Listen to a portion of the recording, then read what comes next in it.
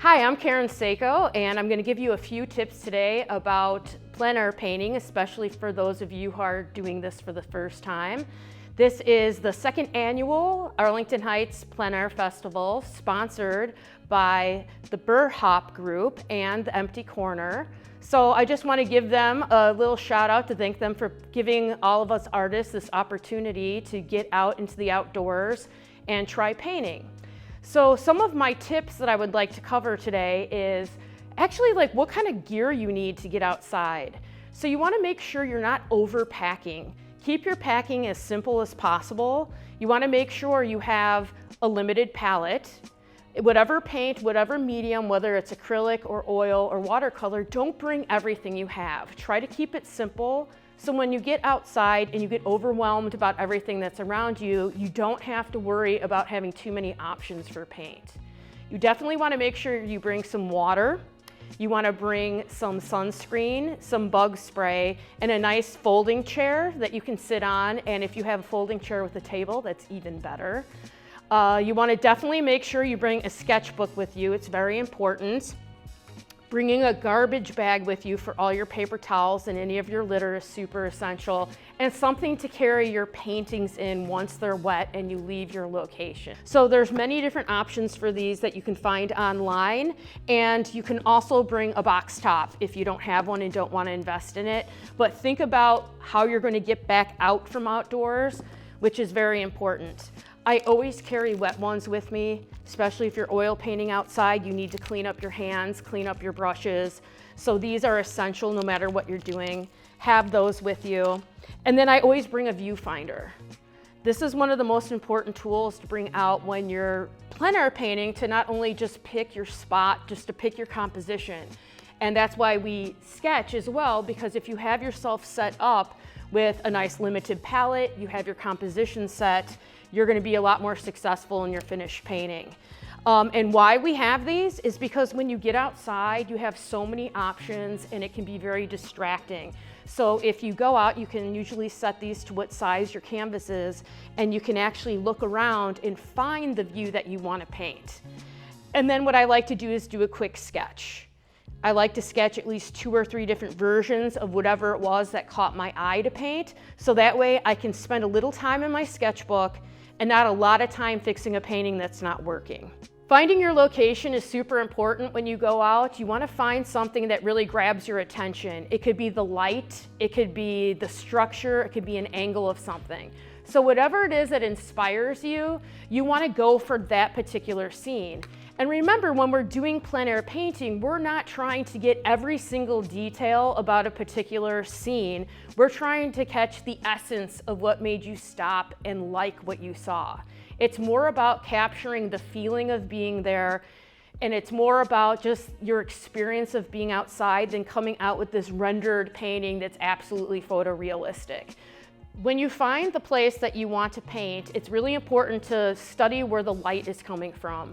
You have about 1.5 to 3 hours maximum to work on a painting before the light completely changes on you. So it's important that you get in, you get your sketch, and you start working as quickly as possible. If you get to the point where your light has changed and now you're starting to change your painting, you need to stop and write down in your sketchbook what time you were there on that location, so then you can come back the next day and continue painting on your piece. So it's better if you break it up into 2 different sessions than trying to fit it all into one session. It's going to definitely lead you to a disaster in your painting. Planning your composition is so important when you're picking your scene. So I do lots of thumbnail sketches, and I will work out the scene. Like here I had a barn, and I wanted to make sure which angle I wanted to get it from. A lot of times you will start working and you'll be like, oh, this composition isn't working. So if you just spend 5 minutes on a quick study, and I'm saying these thumbnail sketches are nothing to be proud of, they're just something to kind of hold me in the boundaries of where I'm painting and ensure that I'm starting off on a good foot.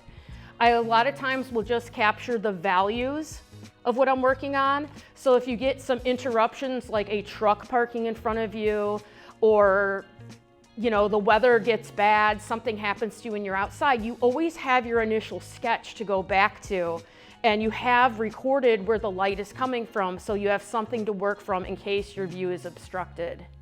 It's super important to check the weather before you go out and paint. You do not want to get caught out in the middle of a storm, and you want to check the wind.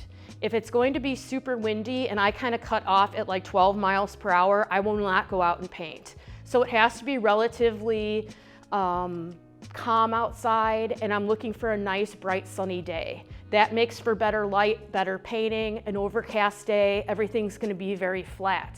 You also want to pick what time of day you're painting. I prefer to paint early in the morning to get that morning light. And then I like to paint like late afternoon and into the early evening. If you go out and paint right at noon, the sun is directly on top of you and it's very harsh. So that's a good time to take a break if you're out and about and scout out new spots or grab something to eat. You definitely want to stay hydrated when you're out there. And I know sometimes I get overwhelmed with focusing on a painting, and that's one thing that I forget to do sometimes. When you're outside painting, you really need to adapt to your environment. It's much more difficult than sitting in your studio when you have controlled light in a controlled environment. So when you're outside, you need to make sure, like if you get a crowd of people that come up, or I've actually had cars come and park right in front of me, I may have to give up that particular scene and move to another spot to get a better view of what I'm painting. So that's part of just being open and kind of taking what gets thrown at you when you're outside and applying it to making a really nice piece of art. You need to definitely be able to withstand some challenges. You're gonna leave with a fantastic story about your experience, and that's really what's so important about getting out and doing this. Everybody is on the same playing field because we're outside, we have things that are outside of our control, so you need to just kind of roll with it and enjoy your time while you're outside. Once your painting is finished, you want to make sure that you did in fact work on a stamped piece. So I encourage you all to stamp several different pieces of canvas or paper beforehand, because you never know exactly what size or shape you're going to want to do. So selecting your canvas and making sure it's been stamped for the competition is super important.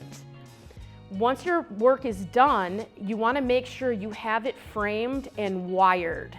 That's very important that you have it wired. Some frames that you can buy do not come with the wires on the back, and for them to hang in the show, it's essential to have that. You also want to be able to make sure someone can look on the back and see your stamp on your painting.